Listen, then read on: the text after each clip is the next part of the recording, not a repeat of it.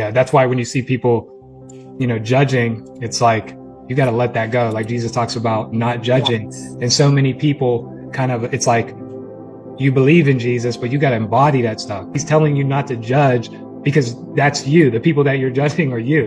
Love your enemies and pray for those who persecute you, as that is the only way there will be peace. If it is not love, it is not real. That's what I go by. If it is not love, it is not real, because all fear is illusion. Yeah, you want to be in the frequency of love. You know what I mean? And so, and love too, because a lot of people hear that and it's like, love is fearless. You know what I mean? It's not just like bringing somebody roses and flowers. You know what I mean? It's like, love is fearless. So it's like, love is powerful. You know what I mean? Love is compassionate, and it's all those. And so the more you follow that, and you work on getting more in that frequency. Like I was waiting around for Jesus to save me, thinking like my life will go good. Jesus is going to save me any minute now. And then it's like you get and you just like looking at and it's like any minute. And then you just got to come to the conclusion, like your life is going to be a disaster. And so I think that's a big one that keeps people stuck. We are all Christ if we choose to access that. And I love how you said that love is fearless, because that is so incredibly true. And one thing with my personal experience with really having my focus and attention on the teachings of Jesus and also embodying the consciousness of Christ is that we have to open our hearts to the world, not just some people, but to everyone. And that takes a lot of courage, because not everyone is going to be able to receive our love, let alone reciprocate our love. And so we have to be willing to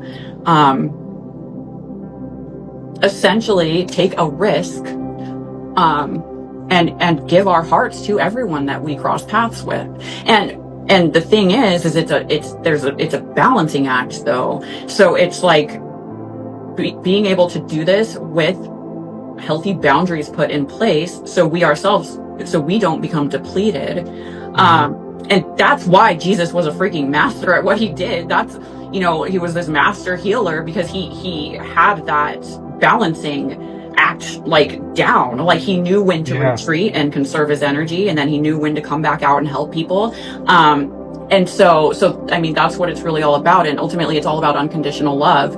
And so it's really beautiful, and it's fearless, and it takes a lot of courage, and courage is doing something despite your fears. That's what courage is. And so what I have to say to me and you and everyone else who is really embodying this consciousness of Christ is that we are so needed in the world, and we are so brave, and I'm just really freaking proud of all of us. Like you nailed it on the conserving your energy. That's why, because you need that energy and that's why I think a big part of the system is to keep you attached to everything. So it's draining your energy to keep you depleted, depressed, thinking your self-worth is outside of you, and looking for validation and all these things. So you don't have the energy to change the world. So it's like, so you have to be mindful. That's important of like breaking addiction. So your energy, so you have more energy, breaking attachments, being able to generate your own confidence and self-worth and all those things. So you can then have the energy to go on to be of service.